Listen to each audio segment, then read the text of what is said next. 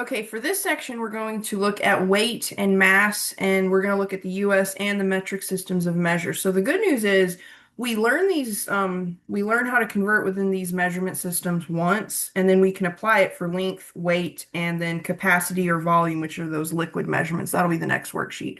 Okay, so nothing shockingly new. We have some new units that we need to remember, and keep in mind, if you're in a face-to-face class, your instructor probably has a conversion sheet of some sort that they're going to give you. If you're in a fully online class, look in Moodle to see if you have a conversion sheet, okay? We don't expect you to memorize all of these conversions, okay? We want you to know how to use them and when to use them, but you don't really have to memorize them, okay? So let's get started. First, we need to remind ourselves of a couple of things.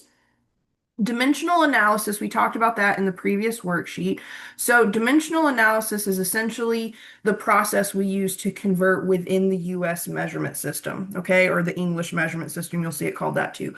So when you're using dimensional analysis, you're basically multiplying one unit of measure by one or more unit fractions. Remember, unit fractions are fractions that have a value of one. They're just made up of two different units, and it allows us to convert from one unit to the next without changing the value of what we start with. Okay. And then when we get back to the metric system, we'll do that at the end of this worksheet again. Remember, that's essentially just multiplying by power, multiplying and dividing by powers of 10. So you're really just scooting a decimal around, okay? So nothing really shockingly new here, just new types of new units that you have to remember, or not really remember, but that you have to use, okay? So topic one, we're going to convert US system units of weight, okay? So common units of weight in the US system are ounces, and we abbreviate that OZ. Pounds, we abbreviate that LB, and then tons. And I think you can use just a T for tons, but I usually just say tons because it's pretty short. So there you have it.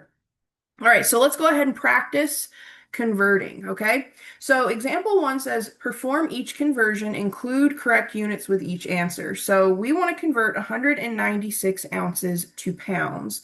So I have 196 ounces, which I'm just going to call OZ, and then I like to put it over one. And I want to multiply this by a unit fraction that relates ounces and pounds. So if you have a formula sheet, get it out. If not, I'm here to tell you that there are 16 ounces to 1 pound. Okay?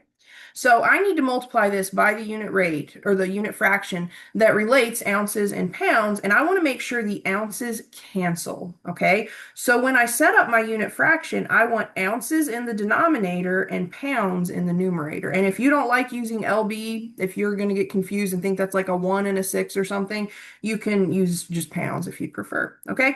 Now, I just told you there are 16 ounces to 1 pound.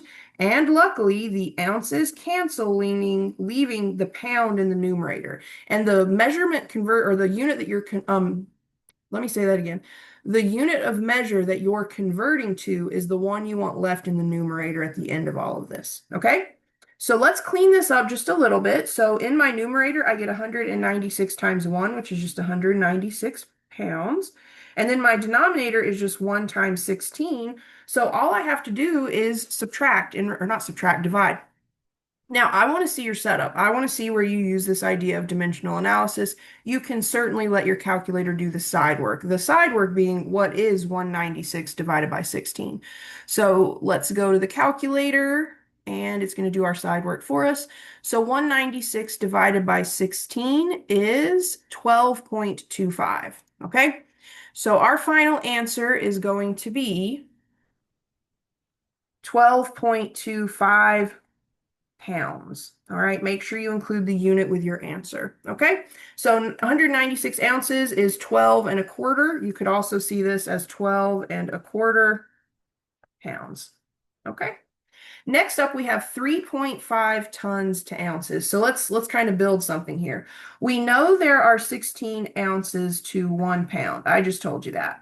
And then we also need to know a conversion that'll take us to tons. Now, we don't have a conversion that'll take us directly from ounces to tons, but we have a conversion that'll take us from ounces to pounds. And then we have another one that'll take us pounds to tons. It just so happens there are 2,000 pounds in 1 ton. So because we don't have a single conversion that takes us from ounces to tons, we're going to have to use two unit fractions. Okay? So let's set this up. We have 3.5 tons over 1. Now I want to multiply by a unit fraction that relates tons and pounds, and then another unit fraction that relates pounds and ounces. And let's see how things cancel, because we need to make sure the right units cancel with each unit fraction. So for my first unit fraction, I want tons to cancel, leaving pounds in the numerator, and that's what happened. With my second unit fraction, I want pounds to cancel, leaving ounces finally as my last unit standing in the numerator. Okay, so let's go ahead and fill in some numbers.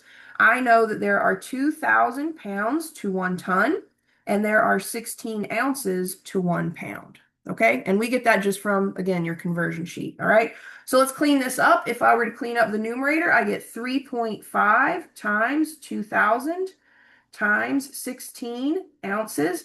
My denominator is really just 1, which doesn't really do anything for us. Let's go to the calculator. Remember, you have to show me what I've written here. I need to see your dimensional analysis, okay? You can't just randomly type numbers into a calculator and give me some naked number. To me, that screams you cheated.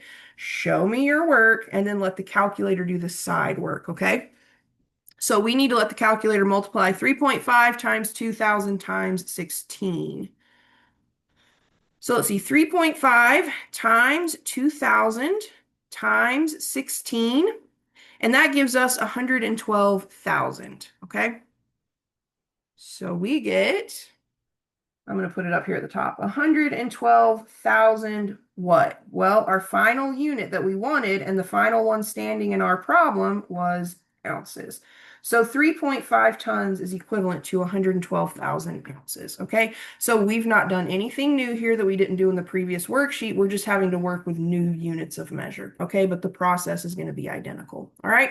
So in the next video, I think we're going to look at some applications where we look at maybe mixed measures, like units, converting mixed measures of units, and then maybe adding and subtracting.